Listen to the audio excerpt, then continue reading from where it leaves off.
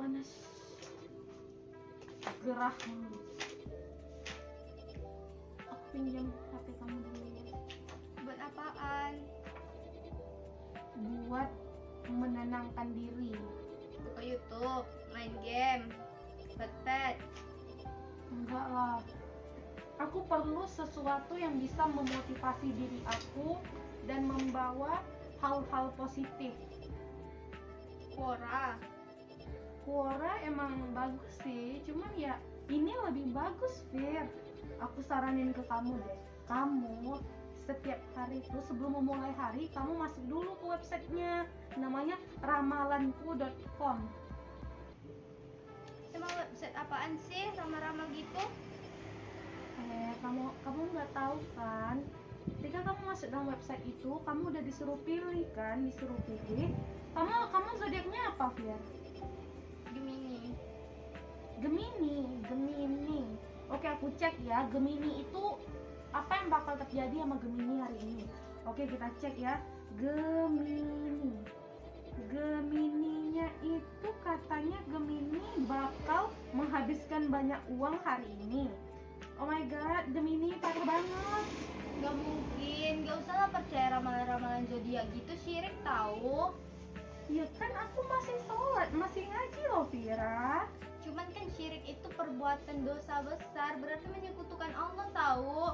Ini lihat nih, syirik ini sadar atau tidak sadar banyak manusia yang lebih melakukan syirik secara tidak sengaja. Vira, gini deh, aku kasih penjelasan ya. Kamu lihat kan setiap hari aku ke musola, aku sholat. Iya Putri, cuman kan ini syirik secara berarti nggak boleh mempercayai hal lain, berarti menyekutukan Allah, berdosa. Ini dalam surah Quran surah An-Nisa, sesungguhnya Allah tidak akan mengampunkan dosa syirik karena mempersekutukannya dan mengampunkan dosa yang lain bagi sesiapa yang dikehendakinya. Dan siapa yang mempersekutukan Allah, maka sesungguhnya ia telah melakukan dosa yang besar. Kan percaya zodiak itu kan sama dengan kayak peramalan-peramalan gitu. Gak boleh Putri. Ini ada nih di hadis riwayat Abu Dawud, barang siapa yang pelajari salah satu ilmu perbintangan maka ia telah mempelajari sihir. Aku nggak bisa sihir loh, aku bukan Harry Potter. Cuman ini kan konsepnya peramalan. Kok percaya sama ramal-ramal zodiak itu nggak boleh, dosa. Coba dibaca ini nih, syirik termasuk syirik kecil, nggak boleh. Kan tadi udah aku jelasin juga yang Quran surah An-Nisa itu, barang siapa menyekutukan Allah maka dosa besar baginya, jadi nggak boleh. Udah tobat aja. Berarti aku udah dosa ya, Fir? Udah dosa. Ini sering-sering deh baca yang ini nih. Ini coba deh dibaca.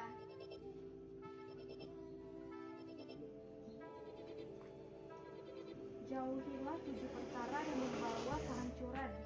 Para sahabat bertanya, apakah 7 perkara itu ya Rasulullah? Beliau menjawab, yaitu syirik kepada Allah, sihir, membunuh jiwa yang diharamkan Allah kecuali dengan sebab yang dibenarkan oleh agama, makan riba, makan harta anak yatim, membelot dari perang, menuduh zina terhadap wanita yang terjaga dirinya dari perbuatan dosa dan tidak memikirkan untuk melakukan dosa dan beriman kepada Allah. Nah, tadi itu syirik kecil. Jadi tadi itu syirik ya, Fir? Iya, syirik. Ya udah, mulai sekarang aku nggak bakal baca zodiak lagi. Kan masih banyak aplikasi-aplikasi lain kan. Jadi ya udah, nggak usah lagi dipercaya-percayai zodiak itu. Nggak boleh percaya ramalan-ramalan gitu. Tapi kalau aku butuh mood booster dari siapa? Dari dia. Kan bisa aplikasi lain, contohnya itu kan YouTube, banyak Twitter, Instagram. Mungkin bisa mengaplikasikan ke lebih positif, kerjaan tugas tetap aja terus. Ya udah deh, lebih baik aku kerjain tugas. Yuk kerjakan tugas kamu. Udahlah, aku mau ngerjain kalkulus. Dah, bye. Dah, bye. Assalamualaikum warahmatullahi wabarakatuh. Waalaikumsalam warahmatullahi wabarakatuh. Baiklah, pada hari ini saya sudah berada di rumah Bapak M. Somad selaku Ketua RW 02 02 Kelurahan Sukajaya, Kecamatan Sukarami, Kota Palembang. Kebetulan saya sedang berada di Palembang. Nah, saya ingin melakukan riset atau studi lapangan mengenai kebiasaan serta kebudayaan masyarakat sekitar sini dengan konsep syirik tugas Al-Islam Universitas Muhammadiyah Riau. Baiklah Pak, mungkin di sini saya ada 1 sampai 6 pertanyaan seputar kebiasaan serta kebudayaan masyarakat dengan konsep syirik. Nah, pertanyaan pertama, apakah di daerah sini ada kebiasaan atau kebudayaan yang sering dilakukan? Baiklah, terima kasih untuk waktu yang sudah disampaikan. Jadi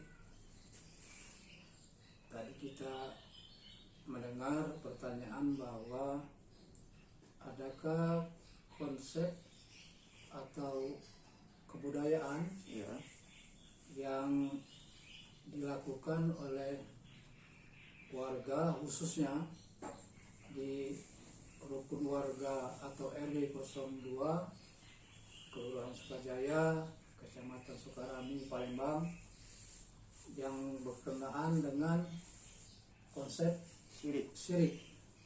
Baiklah, untuk menjawab pertanyaan konsep syirik yang ada di wilayah kerja saya, yang dalam hal ini mencakup 14 RT, kemudian lebih kurang kakaknya itu atau warganya itu sekitar 1.400 orang lebih, dan ditambah lagi saya selaku Ketua Persatuan Amal Kematian yang lebih kurang anggotanya berkisar 500 orang.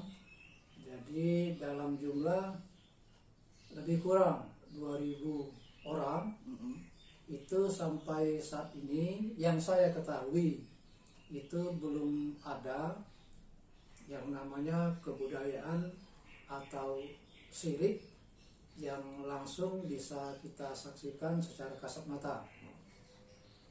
Nah, karena konsep syirik yang diminta pertanyaan ini adalah yang berbentuk Kebudayaan. Iya, kebudayaan atau tradisi.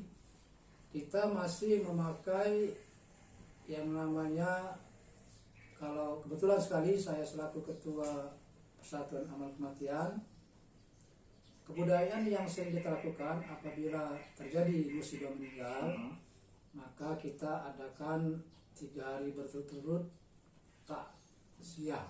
Iya, takziah. Atau melayat ya, rumah duka, takziah.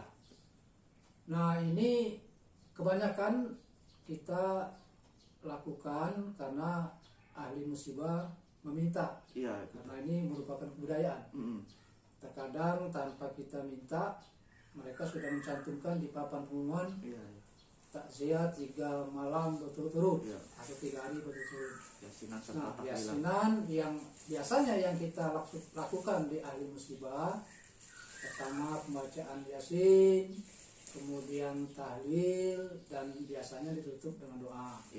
Nah, ini kita dari mulai berada di daerah Sukajaya ini, kebudayaan itu sudah ada. Jadi sudah lama artinya. Nah, ada juga yang tidak melaksanakan takziah. Jadi mereka memang kita datangi, berkumpul juga, istilahnya itu berduka juga, masih suasana berkabung, tapi tidak diadakan ritual tadi. Jadi tidak, mereka begitu kita datang, kita tanya, kita baca yasin atau tidak, mereka tidak usah baca yasin Pak, kita cukup kita berkumpul, kemudian kita berduka. Nah, jadi di budaya yang ada di Kelurahan Sukajaya, khususnya di RW 02 ini, jadi ada 2 macam itu kebudayaan yang ada. Jadi apabila ada meninggal, ada ada yang melaksanakan ritual tadi seperti Yasin, kemudian tahlil dan doa. Dan yang kedua ada yang tidak. Nah mereka kita hargai karena kita Islam, agama yang besar, agama yang rahmatan bil alamin. Iya betul. Artinya kita menghargai karena kita tahu bahwa Islam itu mengandung 4 mazhab. Jadi ada mazhab Syafi'i, ada mazhab Hambali, Maliki, dan satu lagi, dia pokoknya ada 4 mazhab. Jadi kita tidak bisa saling menyalahkan. Betul. Karena mereka itu pastinya setelah mendalami mazhab yang mereka pakai, khususnya mereka mempertanggungjawabkan dunia dan akhirat. Begitu pula yang tadi, baik dia melaksanakan yang ada yang melaksanakan sampai sekarang, masih ada yang 40 hari, kemudian 100 hari, kemudian 1000 masih. Kenapa masih bisa saya saksikan sendiri? Berapa hari lalu masih ada yang undang, Pak kita 1 tahun Bapak meninggal. Jadi apa caranya? Baca Yasin, kemudian tahlil dan doa. Jadi itu yang ada di masyarakat kami, khususnya warga RW 02 Kelurahan Sukajaya dan Kecamatan Sukarami Palembang. Begitu juga dengan anggota PAP Lintas Barat yang jumlahnya lebih kurang 5 orang, ada 2. Tapi kalau ditanya yang mana Pak yang lebih banyak, yang mendominan, yang lebih mendominan yang memakai mazhab, memakai ritual Yasin, tahlil, doa. Hanya sebagian kecil yang tadi yang tidak melaksanakannya, yang tidak melaksanakan apa namanya Yasin, tahlil, doa. Kita tidak tahu karena kita bukan ahli, apa memang Yasin, tahlil, doa itu kita golongkan dengan budaya atau kita kelompokkan dengan ritual agama. Tapi mungkin karena kalau ahli mungkin bisa nanti mengkategorikannya ini budaya atau ini Islam rahmatan lil alamin. Karena kita sebagai sepuh, sebagai ketua RW yang membawahi sebanyak 14 RT dan lebih kurang 2000 anggota termasuk PAK tadi, tidak bisa mengatakan ini budaya atau ini apa nama itu tradisi, karena yang berhak menentukan ini budaya atau ini tradisi itu adalah yang ahli di bidangnya. Saya rasa itu. Jadi untuk jawabannya, adakah budaya yang berlaku di daerah sekitar RW 02 ini? Ada. Itu ada di budaya tentang Yasin, tahlil, doa. Berarti budaya yang mengarah ke religi deh ya Pak? Itulah yang makanya tadi lebih dominan mungkin kita arahkan budaya yang sifatnya keagamaan, budaya yang sifatnya religi. Tapi kalau yang budaya yang sifat syirik, yang kasat mata, seperti kita membuat sajen-sajen yang kita menyembah meminta kepada pohon, batu atau tempat-tempat keramat lainnya, sepengetahuan saya untuk di wilayah RW 02 belum bisa disaksikan. Belum pernah. Saya itu jawaban pertama sudah terjawabkan. Terima kasih Pak jawaban pertama. Nah kemudian ini ada pertanyaan yang kedua. Kemarin sempat bercerita nih sama Pak Le, Bu Le, tentang legenda masyarakat yang beredar tentang si Pahit Lidah sama daerah Pulau Kemarau. Nah di situ kan katanya itu ada sebuah cerita dulu. Konon katanya daerah sekitar situ tuh memiliki hawa mistik. Nah, jadi banyak nih di antara kita nih, kebetulan maaf cakap kita yang muslim, sering menyalahgunakan daerah-daerah kayak gitu.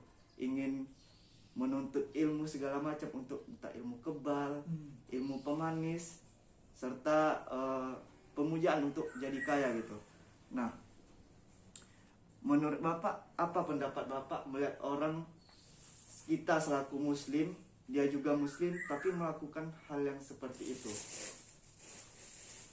Baiklah, untuk pertanyaan kedua, untuk masalah yang sering terjadi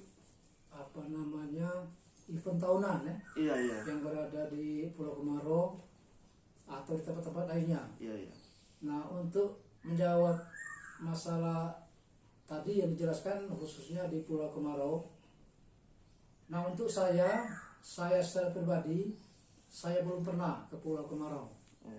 Tapi menurut isu cerita yang beredar, yang saya dengar, memang demikian adanya. Jadi tempat-tempat seperti itu oleh sebagian orang, oleh orang-orang tertentu dijadikan tempat pemujaan atau tempat meminta berkah, meminta kesuksesan. Betul. Di tempat-tempat tersebut saya cuma bisa berkomentar menurut saya, ya karena itu merupakan niat, merupakan keinginan atau merupakan kebiasaan bagi yang bersangkutan, ya kita tidak bisa berbuat banyak. Tapi menurut pandangan saya pribadi, karena pribadi saya jelas bertentangan, bertolak belakang. Karena kalau saya pribadi, bahwa Allah Subhanahu wa taala telah berfirman yang bunyinya wa ma khalaqtul jinna wal insa illa liya'budun. Jadi Allah menciptakan manusia itu untuk beribadah kepada Allah Subhanahu wa taala. Artinya di dalam bacaan-bacaan sholat, di dalam bacaan-bacaan doa itu mengandung artinya bermunajat, berminta, memohon kepada Allah Subhanahu wa taala. Jadi artinya kita meminta kepada Allah Subhanahu wa taala. Jadi tidak meminta dengan yang lain. Nah, oleh karena itu menurut saya orang-orang yang meminta selain Allah Subhanahu wa taala, mereka tidak termasuk dalam kategori orang yang bertakwa pada Allah Subhanahu wa taala. Ini menurut pendapat saya. Jadi kalau orang yang bertakwa pada Allah Subhanahu wa taala, dia akan menjalankan perintah Allah sebaik-baiknya, karena bertakwa pada Allah artinya meningkatkan perbuatan baik sebaik-baiknya dan meninggalkan larangan yang Allah Subhanahu wa taala tidak diizinkan atau dilarang oleh Allah Subhanahu wa taala. Jadi kesimpulannya adalah bagi mereka yang meminta kepada selain daripada Allah Subhanahu wa taala, mereka tidak termasuk kepada orang-orang yang bertakwa kepada Allah Subhanahu wa taala. Maka itu saja jawabannya untuk jawaban kedua. Baiklah, lanjut dengan pertanyaan selanjutnya. Nah, kan kita tadi sudah bercerita, sudah sharing sebelum kita melakukan video.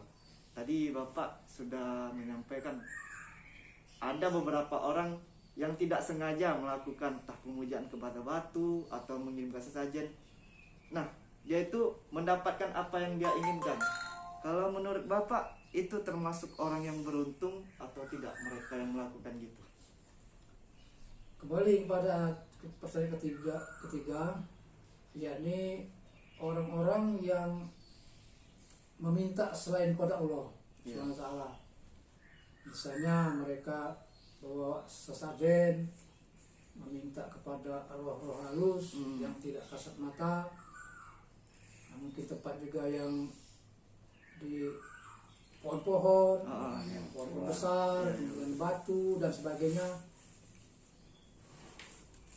Karena mereka meminta, artinya mereka meminta selain pada Allah Subhanahu wa taala. Nah, kaitannya tadi, apakah beruntung orang ini yang kebetulan mungkin apa yang mereka dapatkan itu dikabulkan oleh Allah Subhanahu wa taala. Nah, jadi untuk menjawab pertanyaan ketiga ini, seperti saya utarakan sebelumnya, bahwa kita menjauh di sana sebelum kita lahir di alam roh, yakni sebelum alam kandungan, itu alam roh namanya. Ada satu ayat mengatakan bahwa jodoh, bala, rezeki jodoh, maut, rezeki itu sudah ditentukan oleh Rasulullah. Sudah ditentukan Sudah ditentukan oleh Rasulullah sebelum kita lahir ke dunia. lahir ke dunia ini. Nah, maka oleh karena itu, seiring dengan kita sudah berjanji pada Rasulullah bahwa kita sudah menyanggupi bahwa kita akan menemukan jodoh pada umur sekian, tahun sekian, kemudian kita akan mendapatkan rezeki pada tahun sekian, umur sekian, dan kita akan meninggal pada tahun sekian, umur sekian, dengan perjanjian pada Rasulullah bahwa kita siap untuk menerima janji tersebut, maka kita dilahirkan ke dunia. Nah, seiring jalan manusia pastinya lupa dengan janji pada Rasulullah.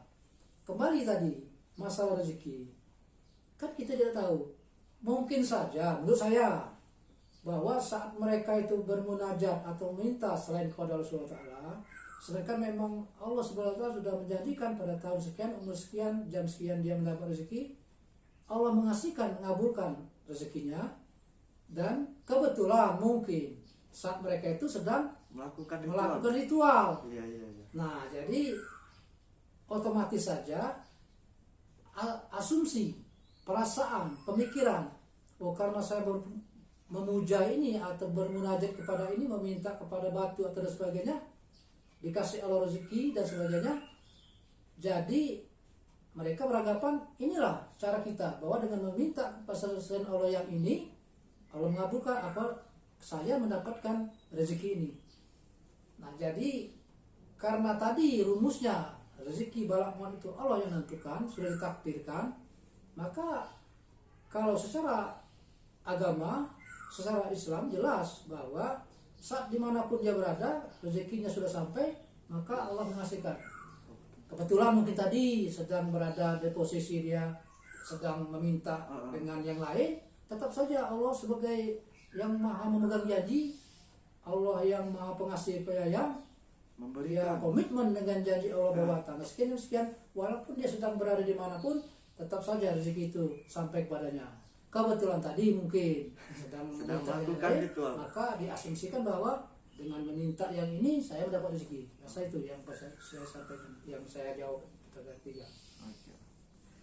Nah, pertanyaan terakhir untuk sesi wawancara pada hari ini.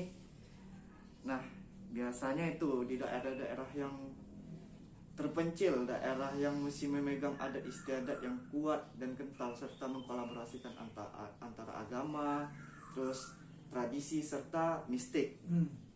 Nah, maaf cakap nih, kita sebagai masyarakat yang menganut agama Islam sebagian besar di Indonesia dan di daerah sekitar situ atau daerah yang terpencil itu juga menganut agama Islam sebagian penduduknya. Terus melakukan hal-hal yang dilarang oleh agama kita, seperti melakukan tradisi yang bertentangan dengan agama. Nah, menurut Bapak sendiri, kita sebagai umat muslim, apa cara terbaik kita untuk melakukan pencegahan atau penanggulangan syirik terhadap masyarakat yang melakukan tradisi seperti itu? Baik, untuk pertanyaan keempat, jadi bisa simpulkan bahwa untuk mencegah, untuk meminimalisir tentang perbuatan syirik yang berada di sekelompok orang atau katakanlah di tempat-tempat yang terpencil, maka salah satu cara adalah dengan memperbanyak para dai-dai, para kiai, para alim ulama untuk dapat memberikan pencerahan, untuk dapat memberikan pengetahuan bahwa agama Islam itu punya konsep yang jelas, punya ajaran-ajaran yang jelas, sehingga mana yang dilarang oleh Allah Subhanahu wa taala dan mana yang dibolehkan menurut ajaran agama Islam. Karena kita tahu bahwa kadang-kadang orang ingin berbuat baik, ingin menjadi orang yang soleh, tapi karena keterbatasan pengetahuan, keterbatasan lingkungan, sehingga membuat mereka itu mudah terpengaruh Jadi Ustaz. apalagi yang berbicara itu yang ditokohkan, yang disepuhkan. Betul. Jadi secara langsung otomatis akan berdampak ke bawah, berdampak ke masyarakat yang paling kecil. Sehingga namanya panutan, kiai, ulama dan sebagainya itu adalah panutan bagi pemeluk agama Islam khususnya. Nah, oleh karena itu harapannya tak lain adalah dengan kita memperbanyak memberikan pencerahan kepada masyarakat yang minim pengetahuan, mudah-mudahan mereka akan menjadi baik. Karena kita tahu bahwa tidak ada seorang pun yang ingin berbuat jahat. Tidak ada seorang pun yang menurut mereka ini masuk neraka. Tidak ada seorang pun. Tapi karena pengetahuan mereka terbatas, menurut mereka sudah benar. Menurut lingkungan setempat itu sudah sah menurut agama. Tapi terkadang karena faktor tadi penyampainya kurang jelas, kemudian lagi materinya mungkin yang disampaikan tidak dipahami, sehingga mereka tetap saja mana yang banyak dilakukan oleh orang, itulah yang mereka lakukan. Sehingga kesimpulannya tak lain adalah mari para kiai, para alim ulama, selagi kita masih ada kesempatan untuk memberikan pencerahan kepada umat-umat Islami yang terpencil, yang jauh di sana, sebagaimana caranya kita dapat memberikan jalan keluarnya, sehingga mereka apa yang mereka harapkan selama ini atau yang mereka perbuat selama ini menurut mereka sudah benar, mungkin ditinjau kembali secara Islam kurang tidak pas menurut ajaran agama Islam, mungkin itulah yang perlu kita luruskan kembali sehingga Islam benar-benar menjadi Islam agama yang rahmatan lil alamin. Saya itu pertanyaan yang keempat.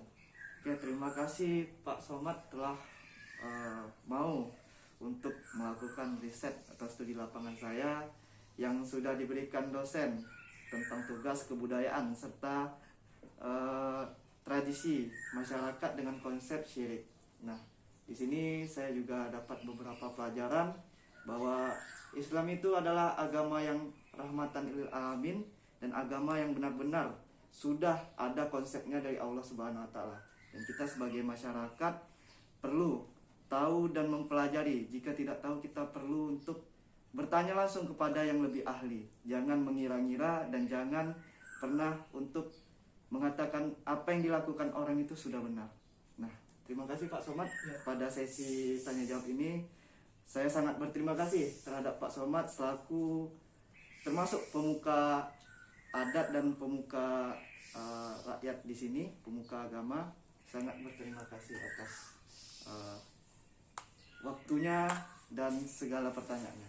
Mungkin itu saja pada sesi tanya jawab ini. Semoga sesi tanya jawab ini memberikan jawaban yang lebih cerah untuk kita sebagai mahasiswa untuk lebih memikirkan tentang konsep syirik ini. Mungkin itu